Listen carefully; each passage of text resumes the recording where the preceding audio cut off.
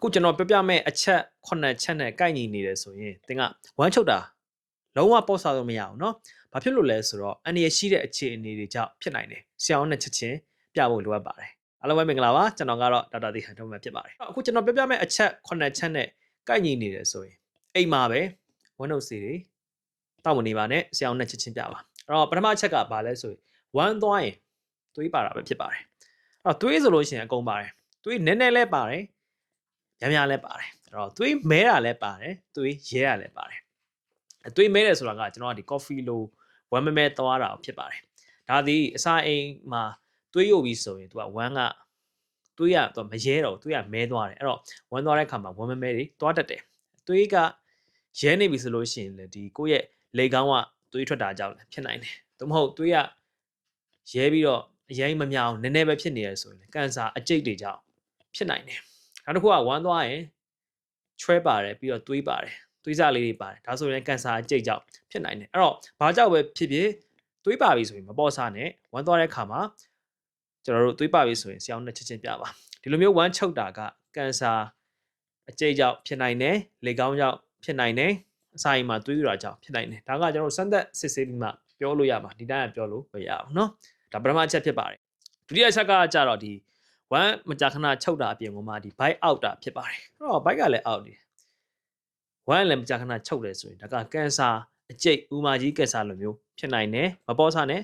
ဆရာအောင်နဲ့ချက်ချင်းပြပါဟောကန်ဆာဆိုတာကယောဂအရင်လေသူကနာကျင်မှုဝေဒနာကိုခံစားရကောင်ခံစားရနိုင်ပါတယ်တချို့ကန်ဆာတွေဆိုလို့ရှိရင်လည်းယောဂအရင်တဲ့အချိန်တောင်မှမနာတာမျိုးလည်းရှိတယ်ပေါ့နော်အားကြောင့်တချို့တွေဆိုရှိတယ်ကန်ဆာကိုနောက်ကျမှသိရတယ်ကန်ဆာအကျိတ်ကအရင်ကြီးလာမှသိရတယ်ဒါမျိုးတွေဖြစ်ပါတယ်နော်အဲ့တော့ကန်ဆာအကျိတ်ကကြီးလာပြီဆိုရင်နားတယ်အဲ့တော့ဥမာကြီးကန်ဆာဆိုရင် bite out တာပေါ့အားကြောင့်မလို့ဝမ်းလက်ချုပ်တယ်ကြာခဏ bite out တယ် bite ထဲမှာပွားနေတယ် bite ထဲမှာထိုးနေတယ်ဆိုရင်ဆရာအောင်နဲ့ချက်ချင်းပြပါပြီး bite ကြီးပုလာတယ် bite ကြီးမှာအလုံးဆမ်းမိတယ်ဒါဆိုရင်တော့ဆရာအောင်နဲ့ချက်ချင်းပြမှာဖြစ်ပါတယ်တတိယမြောက်အချက်အနေနဲ့ကကြတော့ကိုလေးချိန်ကျသွားတာဖြစ်ပါတယ်ဝမ်းနေကြာခဏချုပ်တယ်ပြီးတော့ပိန်သွားတယ်ကိုကဝိတ်ချနေရလဲမဟုတ်ပိန်သွားတယ်အဲ့တော့ပေါင်ချိန်ကတစ်လအတွင်းမှာပေါင်ချိန်20လောက်ကျသွားတယ်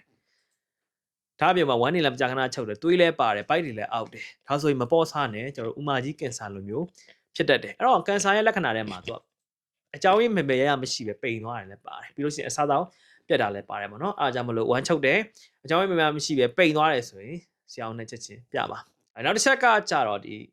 ဝမ်းချုပ်ပြီးတော့မကြာခဏပြုတ်အန်တာဖြစ်ပါတယ်ခဏခဏအန်တယ်ဘာစားပြီးအန်တယ